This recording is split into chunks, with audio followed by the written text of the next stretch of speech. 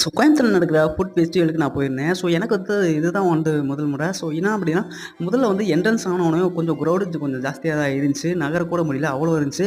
முதல்ல நான் வந்து என்ன பண்ணேன் அப்டின்னா, எனக்கு அதிசயமா இருந்துச்சு. என்னடா இது அப்டின்னு பார்த்தா, இது வந்து முட்டையிலே வந்து ஏதோ மிட்டாய் வந்து பண்ணியிருக்கிறாங்க. கொஞ்சம் ஸ்வீட்டா தான் இருந்துச்சு. நான் வந்து சாப்பிட்டு பார்த்தேன்.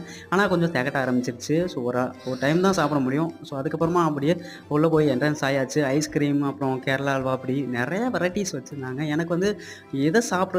ஸோ எத சாப்பிடலாம் அப்படின்னு ஒரே மைண்ட் வந்து குழப்பமா இருந்துச்சு. அப்புறம் போலிலாம் வச்சிருந்தாங்க. அத அப்படியே வந்து சாப்பிட்டுட்டு, உள்ள வந்து என்ட்ரன்ஸ் ஆயாச்சு. அதாவது நமக்கு வந்து ஒரு போரிங் அப்படிங்கிறதே இல்ல. ஸோ இன்னைக்கு வந்து சண்டே அப்படிங்கிறதுனால, இந்த ஒரு இந்த ஃபுட் திருவிழாவுக்கு நான் வந்து வந்திருந்தேன். ஸோ எனக்கு வந்து ரொம்பவே ஒரு எக்ஸைட்டா இருந்துச்சு.